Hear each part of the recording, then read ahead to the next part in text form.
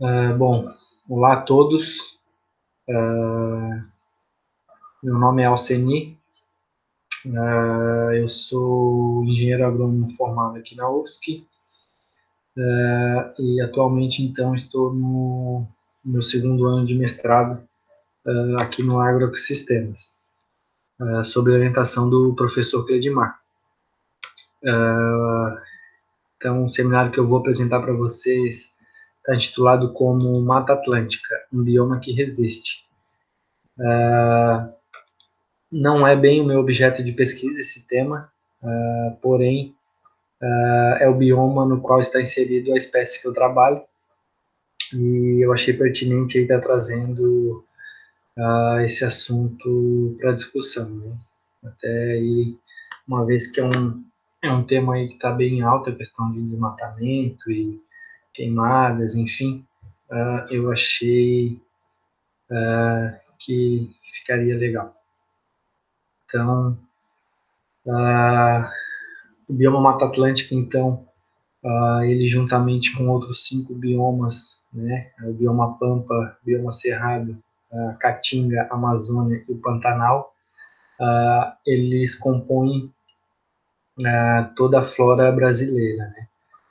E o bioma Mata Atlântica em específico, que é o qual eu vou estar falando aqui, é esse destacado em azul aqui no mapa, que se distribui aqui de norte a sul, seguindo por todo o litoral brasileiro aí praticamente, em alguns pontos aqui avançando um pouco mais para o interior do país, né?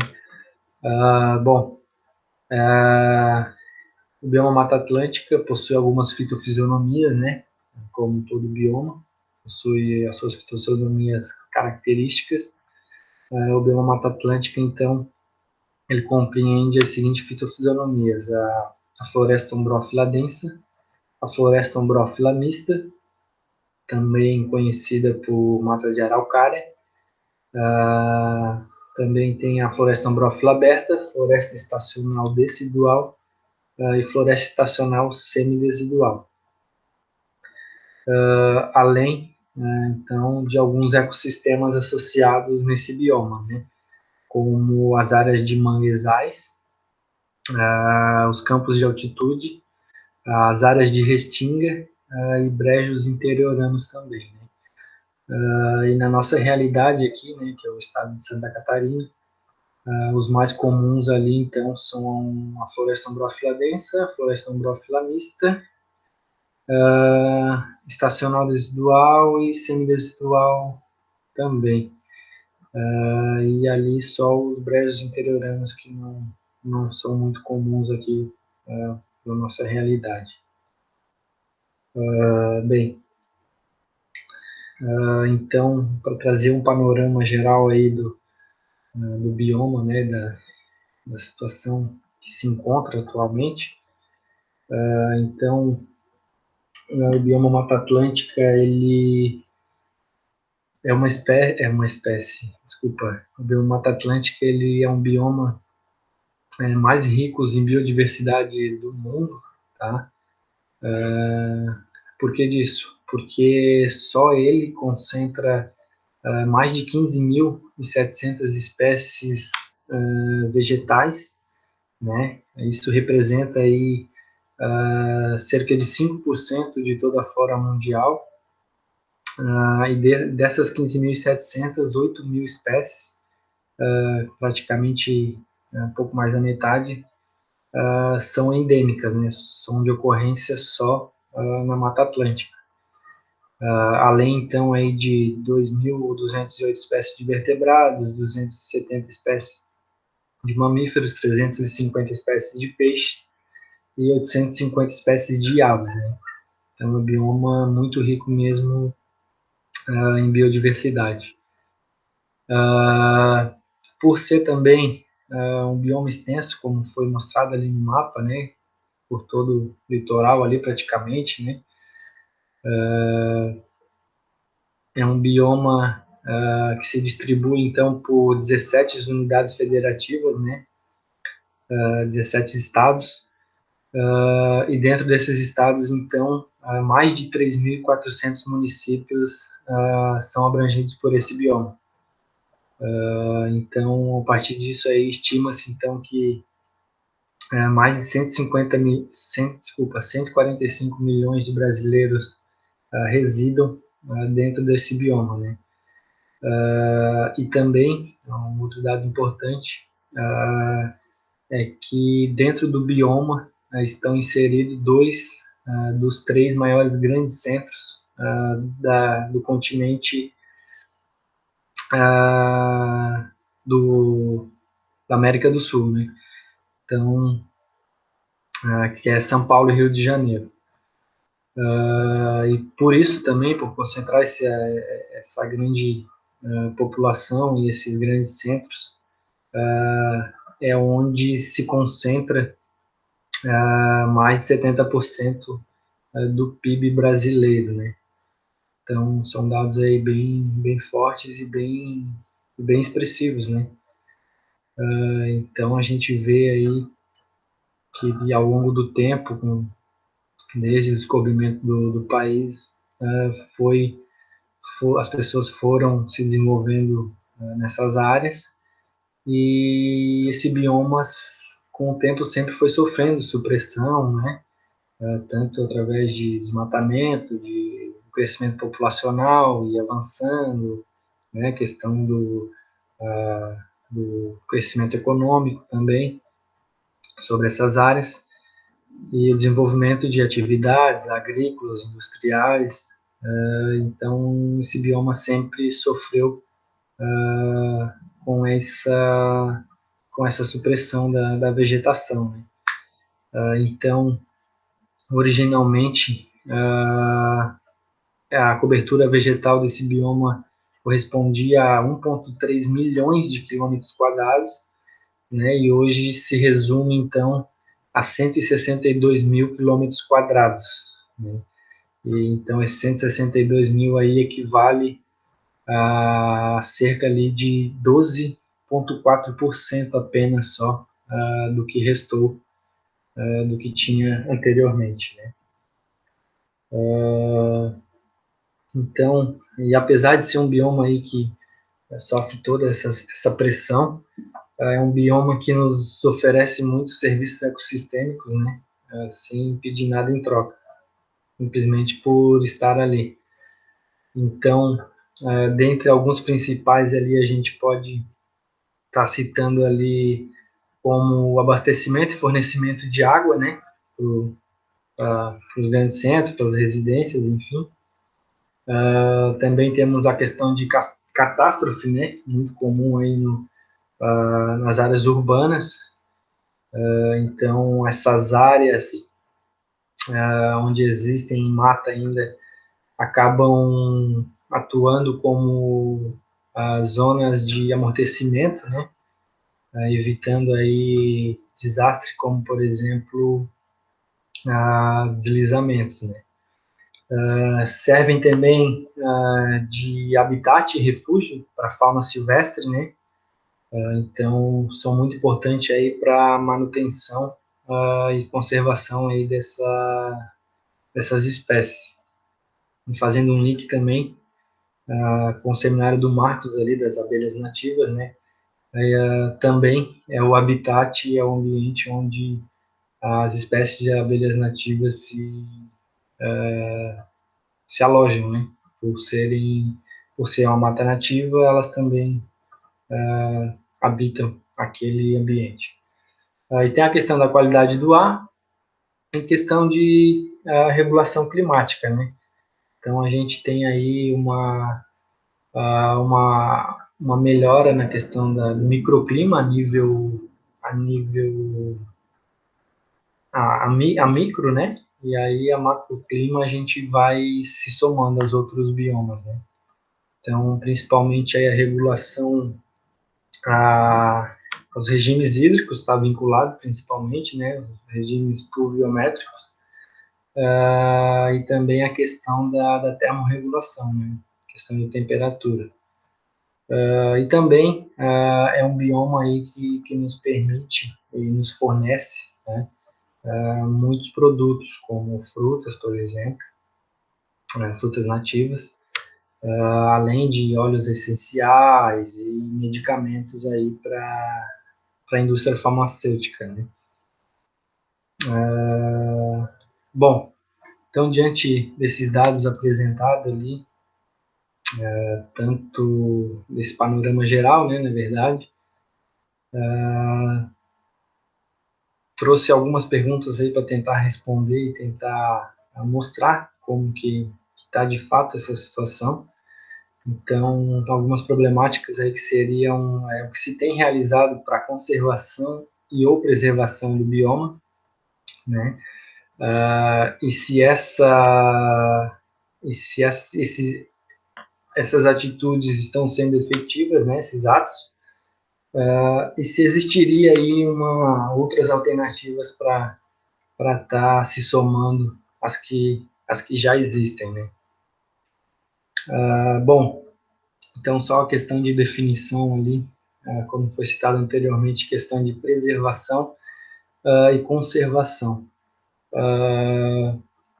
Eu trouxe aqui a definição para vocês do SNUC, né, que é uma legislação que existe que dispõe sobre as unidades de conservação, mas basicamente, então, a, a, a preservação ela não admite um uso sustentável daquele ecossistema, né? Enquanto que a conservação ela possibilita o ser humano estar interagindo e estar usufruindo de maneira sustentável daquele bioma, né? Como forma de estar conservando esse bioma.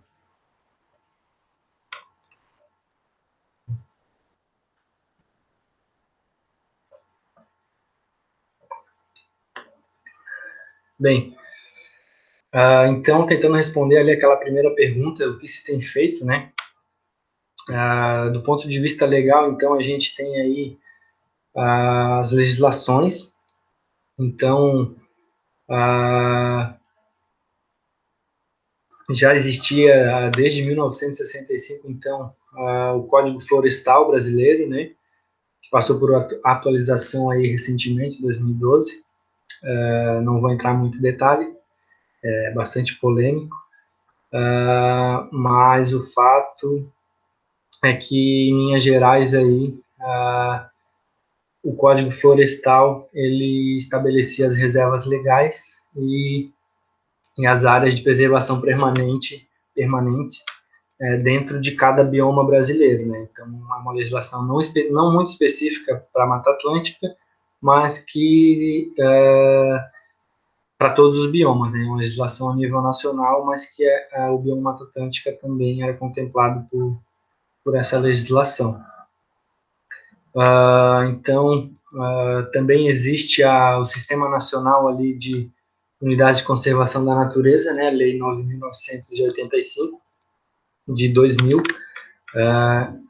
que é a legislação vinculada aí à questão da formação de unidades de conservação dentro dos biomas também, né? Então, é uma legislação a nível nacional também. Então, sabendo da importância da Mata Atlântica e do que ela representa, se criou uma lei específica para esse bioma, né? A Lei 11.428 de 2006, mas ela só foi aprovada em 2008, se eu não me engano, né? Mas enfim, é uma legislação específica para esse bioma que veio então para, dentre outras coisas, exigir que a nível municipal, né, os municípios desenvolvessem os planos municipais de conservação e restauração da Mata Atlântica, né? É uma Mais para frente eu vou falar um pouco mais sobre esses planos municipais. Então, basicamente aí a nível legislacional, então são essas três leis aí. Bom, então, referente ali à questão das unidades de conservação, atualmente, dentro da Mata Atlântica existem 1.191 unidades de conservação, o que representa aí aproximadamente 115 mil quilômetros quadrados, né? Até é bastante, se a gente for ver que, como eu falei anteriormente, ali ainda restam 162 mil quilômetros quadrados de floresta, né? Então, seria mais de 50% aí que estão dentro das unidades de conservação. Tem esse estudo aqui de Guidotti e colaboradores 2017, que ele fez um estudo onde, caso o novo Código Florestal de fato fosse cumprido à risca,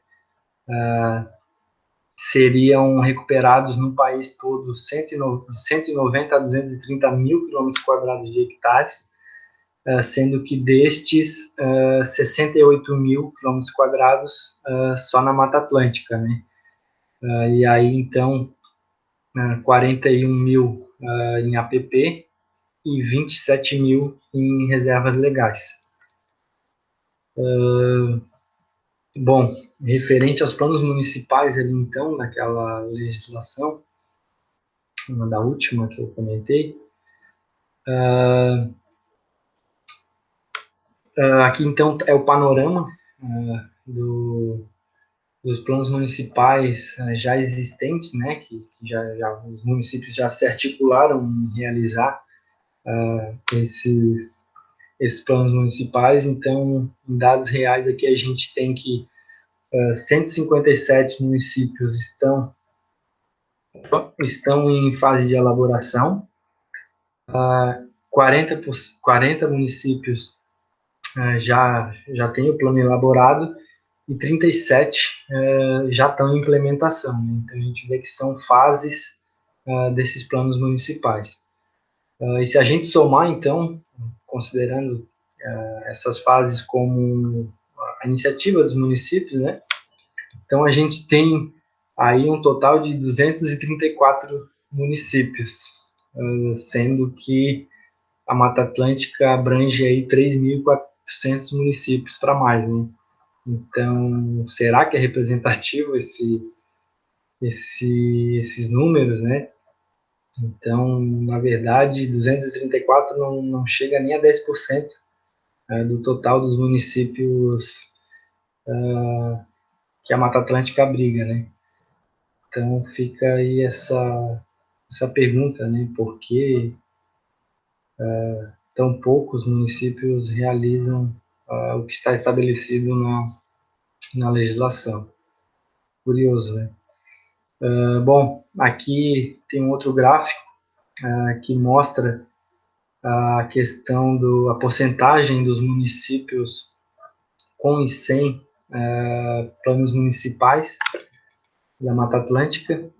Então a gente vê que os principais aqui é Rio de Janeiro, São Paulo e Santa Catarina, que já realizaram mais planos municipais, e os outros estados ali muito pouco, né? Inclusive Alagoas, Goiás e Piauí praticamente zero. E puxando aqui para a nossa realidade, então a gente vê que Santa Catarina, comparado aos nossos vizinhos mais próximos, que é Rio Grande do Sul e Paraná, a gente tá bem na frente aí desses dois estados, né? Então a gente já tem feito um pouco mais referente a esse tema.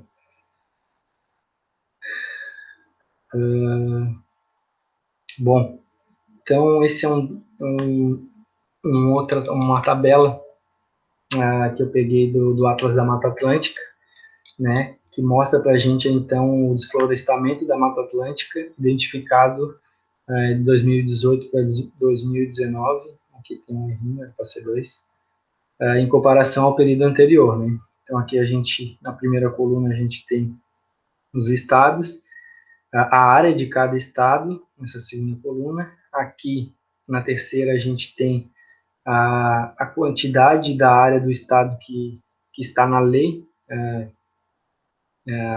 que pertence à Mata Atlântica, e aqui seria a porcentagem que representa da Mata Atlântica da área total, né? Então,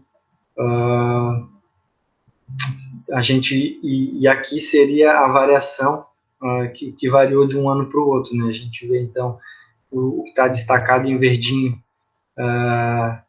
que foi a variação boa, né? Que não teve desmatamento, e o vermelho foi o que houve. Não que não teve, na verdade o verdinho é a variação que baixou, na verdade, não houve um crescimento, é bem isso. E então a gente vê que houve um aumento aí total, então, de 27,2% comparado a 2017 e 2018, né? Então, para destacar aqui a nossa realidade, Santa Catarina, que é praticamente composta por todo o bioma, né? Então a gente vê que 100% do estado está dentro do bioma. E então, comparando a variação de um ano para o outro, a gente teve uma queda aí de 22% comparado ao período anterior. Mas, no entanto, como eu falei, ainda o desmatamento existe, né? Ele só diminuiu.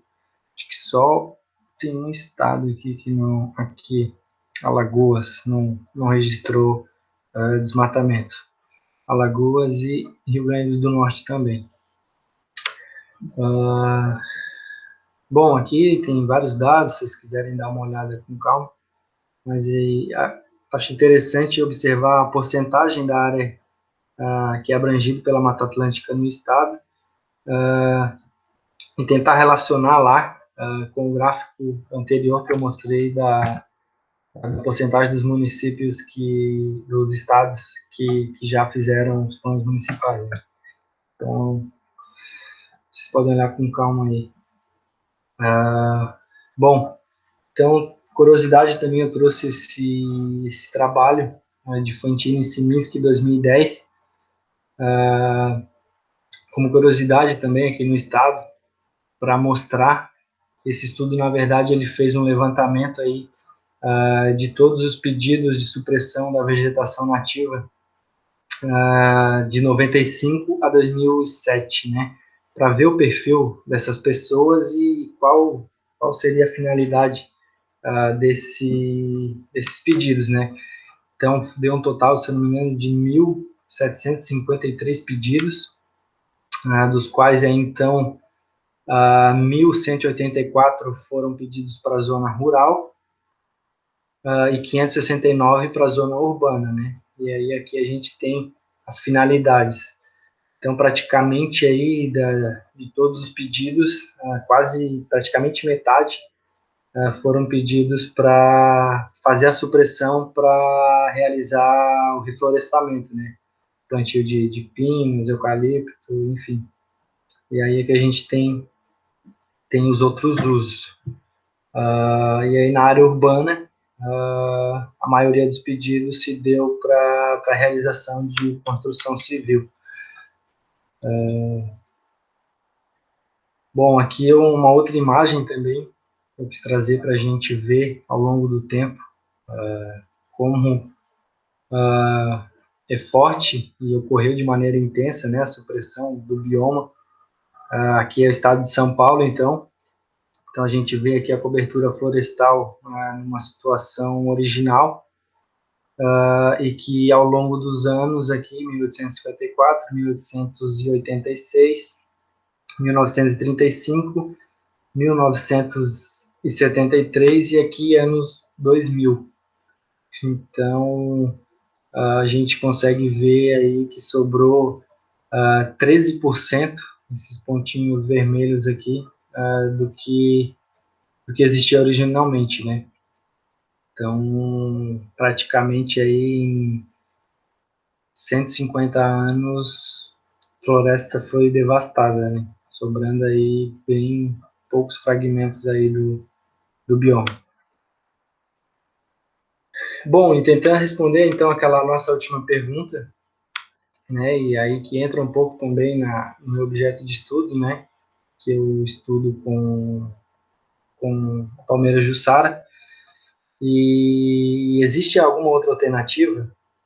Bom, eu penso que sim, que além a legislação ela é uma ferramenta fundamental, com certeza, nesse processo de valorização, né, e regramento desse sistema, mas eu acho que, aliado a isso, eu acho que, como forma de fortalecer isso, eu acredito que o desenvolvimento das cadeias já existentes e as que podem ter potencial ainda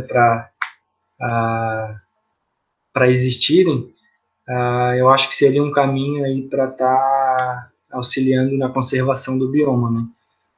Como, por exemplo, aí a gente consegue ver a quantidade de frutos e outros subprodutos também que a floresta pode nos fornecer, né?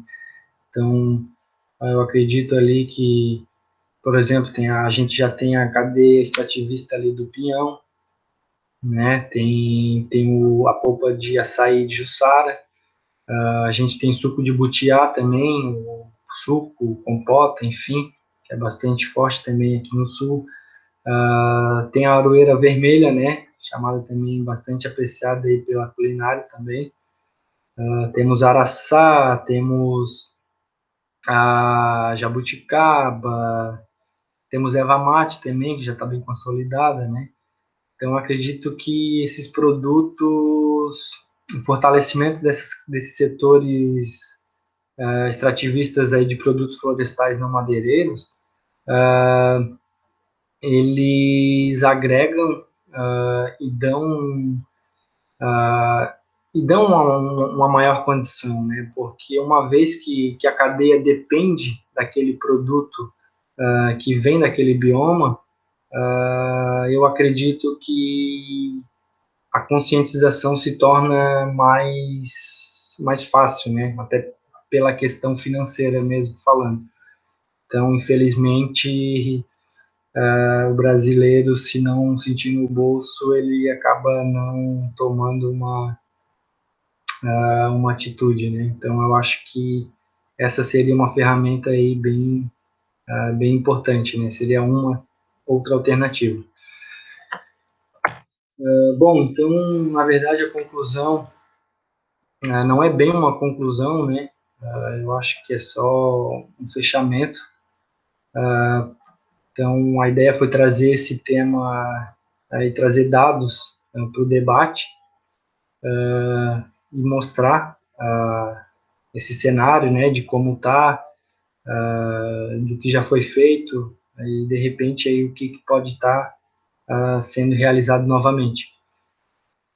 Então, a gente conseguiu ver ali com os dados apresentados a baixa eficiência dessas políticas públicas, né? Elas existem, porém não são ineficientes, né? Então, aquele dado ali dos planos municipais é bizarro, na verdade, porque a gente vê o, o amostral de mais de 3.400 e a gente só tem 234 e nem todos ainda estão sendo executados, né? Todos estão, pelo menos, em algum processo inicial ali digamos assim, no pontapé inicial. Então, eu acho que a gente ainda tem muito para melhorar nesse quesito. Porém, eu acho que é uma legislação que pode ser bem efetiva, né? Então, acho que cabe aí aos municípios e os prefeitos aí tomarem essa consciência e terem essa iniciativa aí. E então, a questão da alternativa ali seria o incentivo às cadeias extrativistas com uso sustentável, né? O aprimoramento e desenvolvimento das que já existem. Bom, acho que era isso. Obrigado pela atenção e fico à disposição aí as perguntas. Eu sei que é um tema que pode gerar bastante polêmica aí. Não é bem o meu foco do estudo, mas estamos aí para debater. Valeu, aguardo perguntas.